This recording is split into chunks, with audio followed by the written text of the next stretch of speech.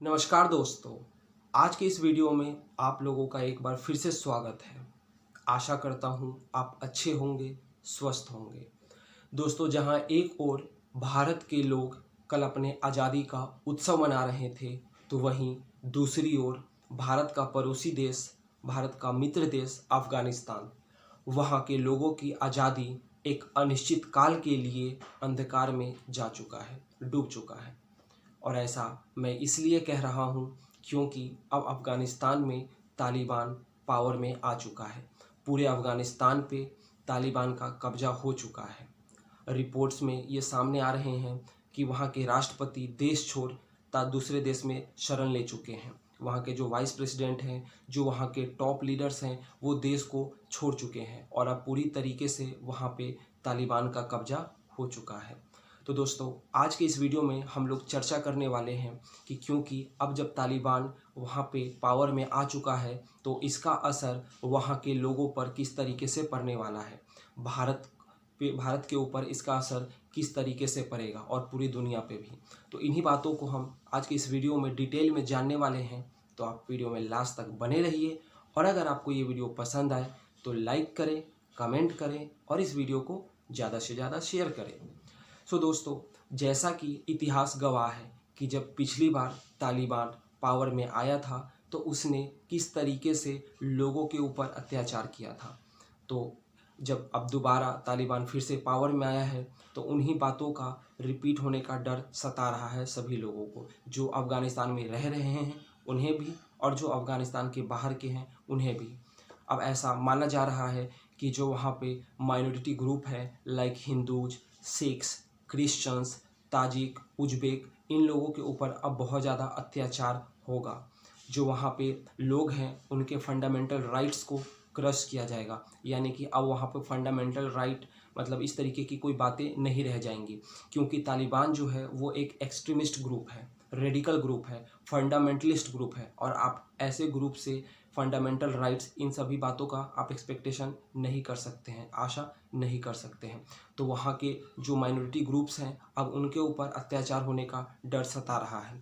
जो वहाँ के लोगों के फंडामेंटल राइट्स हैं अब उनको क्रश किया जाएगा और वो मतलब जो तालिबान के नियम कानून हैं, जो उनके रूल रेगुलेशन हैं, उन्हीं के हिसाब से वहाँ के लोगों को रहने के लिए मजबूर किया जाएगा।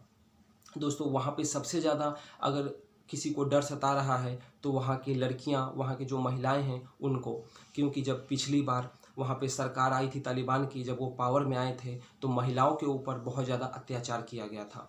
उनको घर से बाहर नहीं जाने दिया जा रहा था। जो लड़कियाँ हैं उनको स्कूल में पढ़ने के लिए मना कर दिया गया था और महिलाएं ऑफिस में जाके काम नहीं कर सकती हैं, अकेले बाहर नहीं जा सकती हैं, अकेले हॉस्पिटल, मार्केट कहीं नहीं जा सकती हैं। तो इस बार भी उन्हीं सभी का रिपीट होने का डर सता रहा है। तो जो वहाँ की लड़कियाँ हैं, महिलाएं हैं, उनके लिए भी अब बहुत एक विषम परिस्थिति आ चुका है। दोस्तों, भारत पे इसका असर किस तरीके से पड़ा है? तो दोस्तों, भारत के लिए एक बहुत बड़ा स्ट्रेटजिक लॉस है। अब ये लॉस किस तरीके से है? क्योंकि तालिबान जो है वो प्रो चाइना, प्रो पाकिस्तान है और अफ़गानिस्तान में जो कि भारत का एक मित्र देश था, वहाँ पे एक ऐसे सरकार का आना जो प्रो चाइना, प्रो पाकिस्तान है, सो भारत के लिए कहीं ना कहीं ये एक स्ट्रेटजिक लॉस है। भारत के लिए चिंता का विषय ये भी है कि भारत ने जो वहाँ पे बिलियंस में इन्वेस्टमेंट किया है उसको अब किस तरीके से बचाया जाए।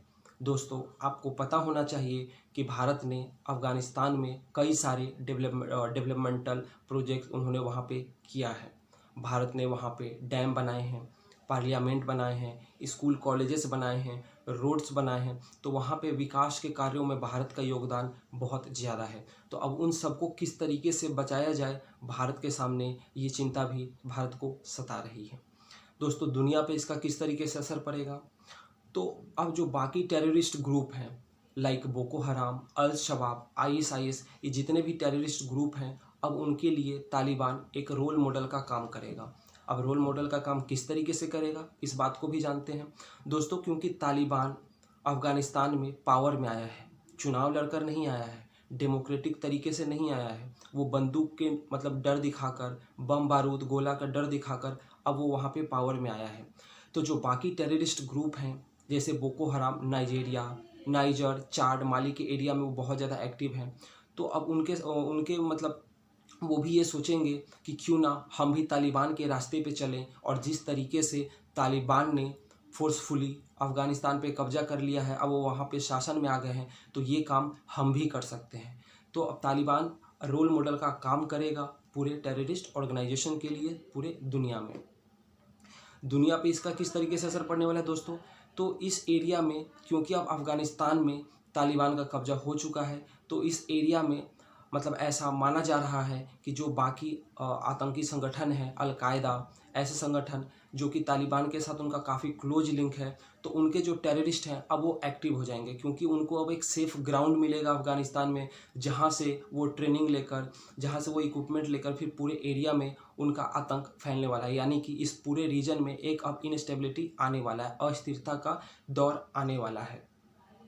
दोस्तों, अगर बात करें कि किस किस देश ने तालिबान के इस सरकार को मान्यता दी है, तो दोस्तों इस लिस्ट में सबसे ऊपर है पाकिस्तान। पाकिस्तान तालिबान को वहाँ के सरकार, अफ़गानिस्तान के एक मतलब लेगिटिमेट सरकार के रूप में मानने को तैयार है। इस लिस्ट में दूसरा नाम है चाइना, जिसने की मान्यता दे दी है। और इन दोनों देशों का पहले से ही लग रहा था कि चाहे बाकी दुनिया का कोई देश तालिबान को मान्यता दे या न दे, लेकिन चीन और पाकिस्तान ऐसे दो देश हैं जो कि पहले से ही तैयार थे, जो चाहते थे कि वहाँ पे तालिबान का रूल आए, क्योंकि तालिबान प्रो चाइना हो चुका है, प्रो पाकिस्तान तो वो पहले से ही था। दोस्तों, अभी रूस ने कहा है कि वो इस सरकार को मान्यता नहीं देंगे। भारत की तरफ से भी कुछ ऐसा ही स्टेटमेंट आएगा। भारत तालिबान के मतलब इस मेथड को सपोर्ट नहीं करेगा कि वो गोली और बारूद के दम पर वहाँ पे सरकार बना रहे हो और भारत उनको मान्यता दे, ऐसा नहीं होने जा रहा है। तो आप भारतीय जो मतलब इंडियन गवर्नमेंट है, उनसे भी आप ये एक्सपेक्ट कर सकते हैं कि वो भी इस सरकार को मान्यता नहीं देंगे, नहीं मानेंगे। दोस्तों, यूएस में वहाँ के जो प्रेसिडेंट है जो बाइडेन, उनका बहुत ज़्यादा क्रिटिसिज्म हो रहा है।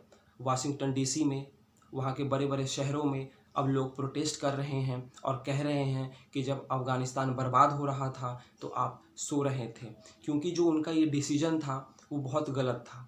उनका जो ये पूरा प्लानिंग था विड्रॉ करने का, ये बहुत गलत था। और ये सिर्फ वहाँ के लोग नहीं, दुनिया के जितने भी मीडिया हैं उनमें भी अभी ये इस तरीके की बात हो रही है कि ये जो बाइडेन का बिग ब्लंडर, यानी कि सबसे बड़ा ब्लंडर है। तो अब उनको वहाँ पे भी क्रिटिसिज्म फेस करना पड़ रहा है। इसके अलावा जो अलग अलग देश के मीडिया हाउस हैं वो भी जो बाइडेन के इस स्टेप को बहुत ज़्यादा क्रिटिसाइज कर रहे हैं। सो फ्रेंड्स, आज की इस वीडियो में बस इतना ही। अब अगर तालिबान अफ़गानिस्तान से रिलेटेड कुछ अपडेट अगर आएगा तो उसको हम अगले वीडियो में चर्चा करेंगे। सो आज की इस वीडियो में बस इतना ही। मिलता हूँ अगले वीडियो में, तब तक के लिए बाय बाय।